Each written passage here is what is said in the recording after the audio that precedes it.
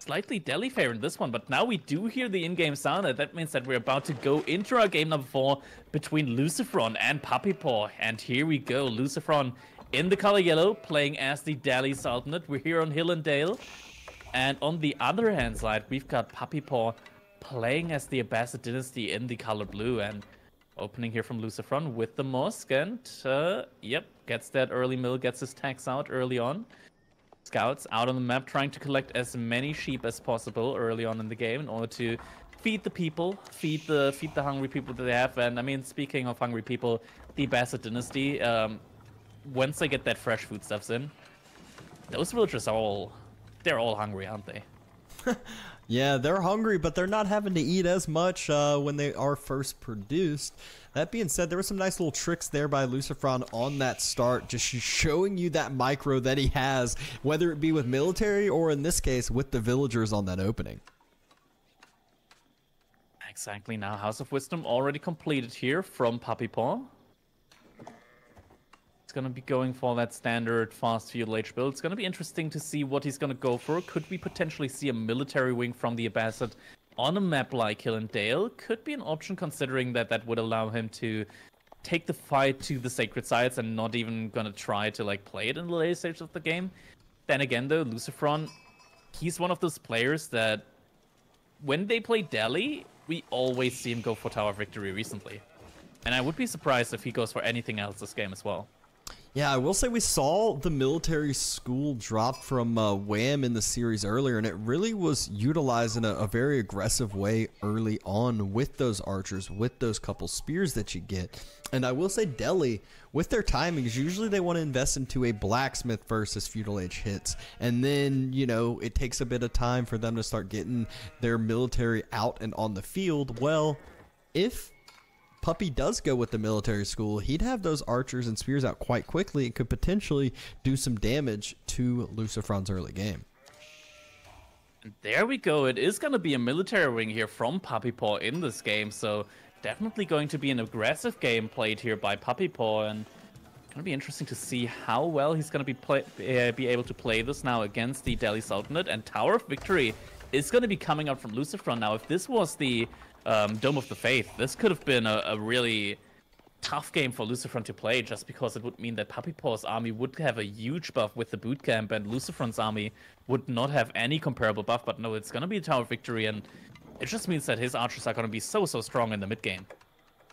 Yeah, exactly. One thing though is how much damage will Puppypaw be able to get with this military wing? Will he delay Delhi quite a bit from those sacred sites? And still, as we see Puppy moving over to the stone, expect him to secure multiple TCs, at least I would say a second one, maybe even a third. I'd say third's a little bit greedy though. But that will allow him to do so just based off these timings. It's kind of like the militia from Roost that are utilized early. Just delay up your opponent a little bit to get yourself the foot ahead. Yeah, and it's really nice that you get both 2 spearmen and 2 archers, because it means you pretty much got your entire composition already like in a small pair early on. So even if your opponent goes for something like spearmen, you got something to counter that. If he goes for horsemen, you got something to counter that. If he goes for archers, well, you already got 2 of them.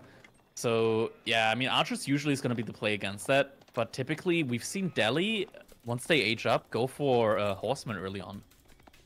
Yeah, that's what we've kind of started to see, especially on a map like Hill and Dale, with the map control you can take, being able to circle around with that mobility. And Delhi wants the mobility with 3 different sacred sites all spread throughout. You want to be able to move back and forth into different locations.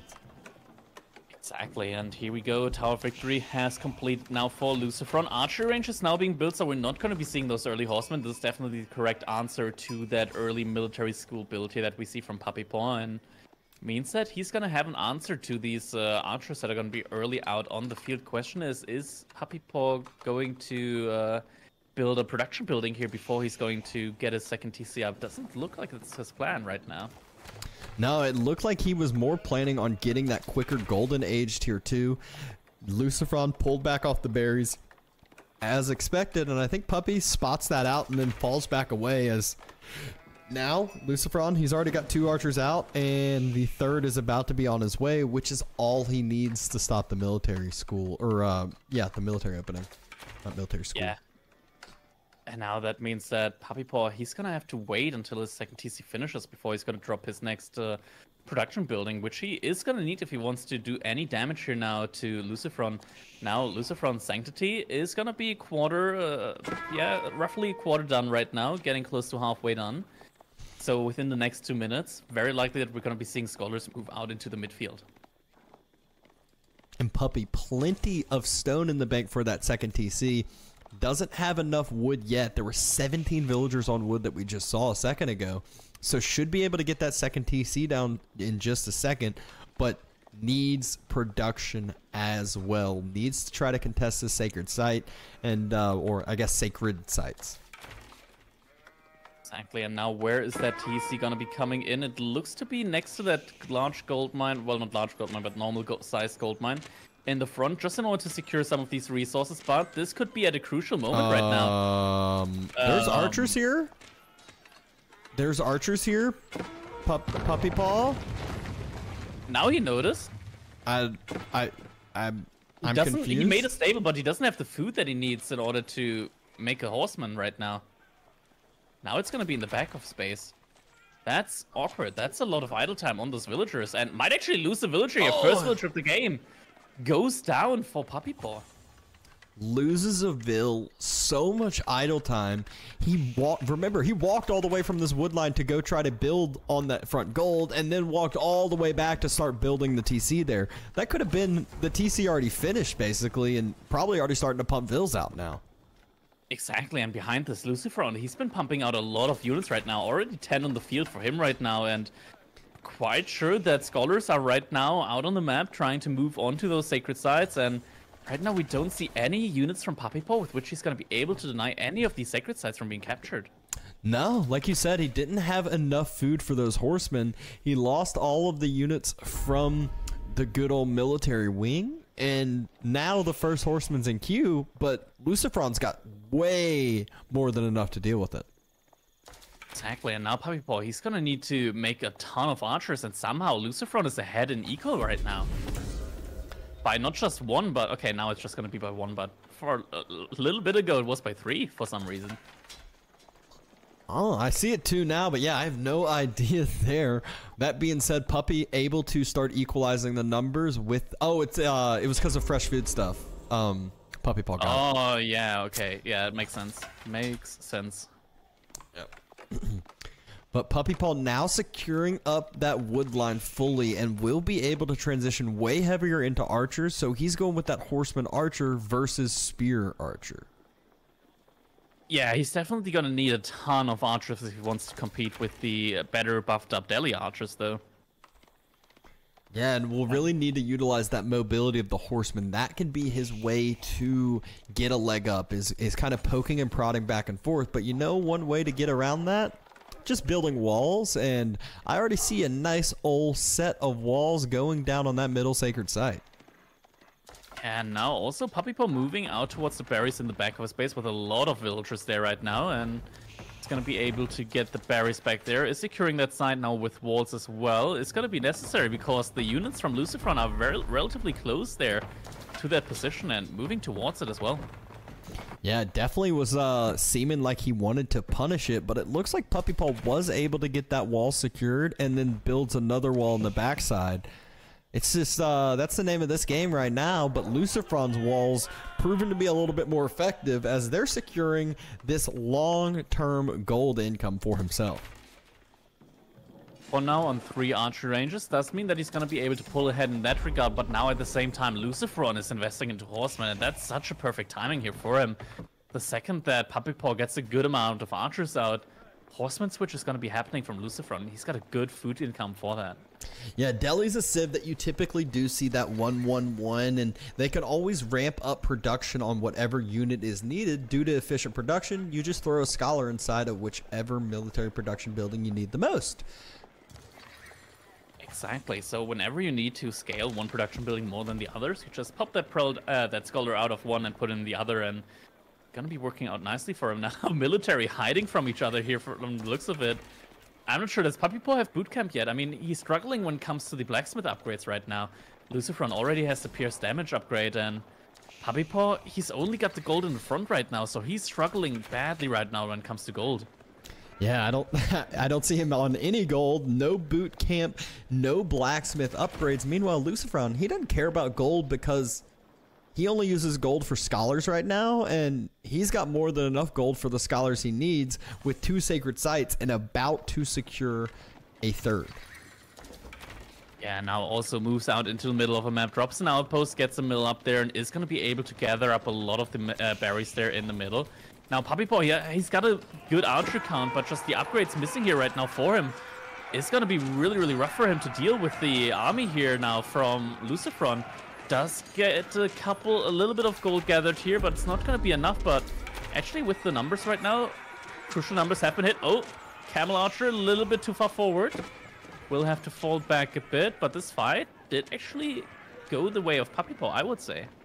Yeah, he was able to trade out really well, even able to still continually pick some more of these spearmen, and more importantly, there's not too many horsemen left, so the archers are still feeling pretty safe and secure. Oh, but the this is tough now. This is tough. The micro a little bit with the back and forth here, favoring LucifroN, and I mean, that's the thing, right? The archers from the deli, they have that bonus attack speed. If these fights continue for longer periods at a time, and that's just going to be the point where the deli pull ahead. Yeah, LucifroN with the re-engagement definitely won that re-engagement quite heavily. He secured the berries in the mid-map. He has the full map control, and this is when Deli laughs and goes, all right, now with all this pressure, I'm going to go up to Castle Age, still have all this gold income, and then get all my Castle Age tech started for free and just end the game there. Yeah, exactly. That's going to be the way it looks right now, as LucifroN is heading up to Castle Age soon, at least from the way it looks like he's not spending his gold right now, and also has a good amount of food income right now in the bank, so just needs a little bit more food in order to click up to next age. Lots of villages right now for Puppypaw on the gold, and needs to be careful here with them, because the archers from LucifroN could just push forward as they're doing right now, and now the units have to retreat. Finally, first upgrade from the blacksmith is going to be coming in for Puppypaw. It's going to be the plus damage upgrade. Means that he's going to be able to do a good bit more damage now to these horsemen as soon as that comes in. There we go. Villagers also inside of the TC are going to be firing onto those horsemen and onto the archers. All horsemen do go down that were at the front line, but now Compound of the Defender is going to be coming in, and it's a bad spot right now for Puppypaw as the Compound is coming in, and LucifroN has more military than Puppypaw out on the field right now. Yeah, and this is kind of where I said LucifroN's just going to laugh in the face of Puppypaw. He's still aggressing, still pushing forward with full map control, and laughing, going up with the compound behind it. And the archer numbers just aren't quite there for Puppypaw right now. It's so tough to outmass LucifroN, or rather outmass the Deli here when it comes to these archer battles. And LucifroN, he's not lost a ton of archers here so far in this game, and it's just still building and building and building the mass for him. Now LucifroN is about to head back, but he's got 2 sacred sites. Looks like one of them was decapped at some point by Puppypaw. I think there was just a single horseman there, managing to decap that. My question is if you're Puppy and you hear the age up come through and you see LucifroN has gone Castle Age, even though it's the game decider, do you just end there? I feel like there's no way back from this. That's the issue, right? Age up comes in, men-at-arms are now going to be in queue. Puppypaw making more archers now, but the big issue for him is gold access, because he has none. Yep, speaking of gold access, LucifroN securing even more passive gold for himself, grabbing relics, the 2 farther ones from his base, or actually there's one more far side on the one of Puppy, but 2 ones that are contestable, and then he'll be able to secure 2 more easily, and immediately just getting all these free upgrades through and in queue. Yeah, and right now, I mean, Puppypaw, he feels like he's in a world of pain right now, just with not being able to afford the upgrades that he needs right now.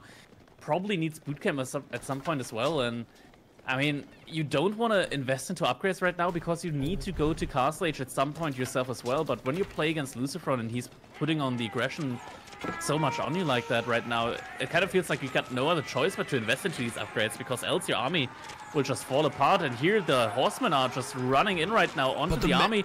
Archers running in as well, and there's the man-at-arms, and this is just... The men-at-arms just getting tickled by the archers. The horsemen closing down the gap. Villagers falling back away from the gold, desperately trying to get the gold he needs. He's getting phalanx, which doesn't seem like the greatest upgrade with only one spear out and that many archers from LucifroN. LucifroN just diving the base, sniping down everything with those good old Tower of Victory archers and men-at-arms to tank. Archer count, though, from LucifroN is going to be dropping now. TC and the archers are going to be able to fire on top of that. Could Puppypaw potentially be able to hold here? Question is, though, what is he going to do if he holds? Because he's going to need gold at some point in time here, and he needs to go out on the map for it. No, Puppypaw cannot hold as the next group of men-at-arms come in. Yeah, the archery number might be gone, but the men-at-arms number is up to 14. This is going to feel like a Burgrave push coming in from LucifroN as the men-at-arms are just tanky as could be, tanking shots from those town centers, from those archers, and not giving a care in the world. But the reaction is similar to what we would do against the Burgrave, and... Camels. Camels are being produced right now by Puppypaw, and a good bunch as well. Now, Puppypaw, his economy is mostly idled right now, but he still has a good villager lead. He just needs to get them working again, but it's so difficult because now there's also knights, and 14 men-at-arms are out on the field right now. Oh, this is really rough. He has nowhere to go with the villagers. Nowhere to get food. Remember, he already took those berries in the back. The deer are starting to run low. There's no sheep. There's no front side food to be able to get even. And he's trying to do a farm transition throughout this push. And the men-at-arms, if they spot that out, they're just going to continue to laugh. Villagers not able to get food in the bank. And remember, Puppypaw, he's not even on his way up to castle. And Compound of the Defender is on its way for LucifroN, who could start dropping keeps. Yeah, and this is just really, really tough right now for Puppypaw. He's struggling so badly when it comes to getting the food income that he needs so desperately. Also, villagers, they're not on the farms right now. They're all building them instead of gathering from them one by one. And no, Micro is going to be coming in from the camel archers, but is it going to be enough here? Some spearmen also trying to work against the knights, but these are feudal age spearmen versus castle age knights. They don't do too much damage here, as we can see. Such a rough position here right now, but Puppypaw still trying to hold on.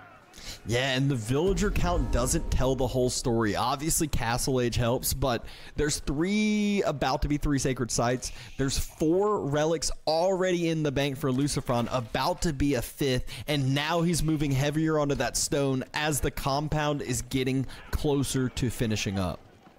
Yeah, and I feel like as soon as that first keep is going to start getting finished, it's going to be game, because right now, LucifroN, he's still ahead when it comes to the military count, and Puppypaw, he just doesn't have the food that he needs so desperately right now.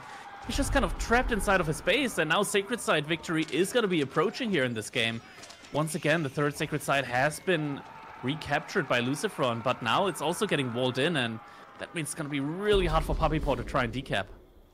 Yeah, and the military number for LucifroN starting to climb back up again. And remember how much better his military is than Puppypaw's, as he's got men-at-arms. He's got those lancers. He's even got the archer number starting to climb up again to snipe down the camels and the few spears on the other side.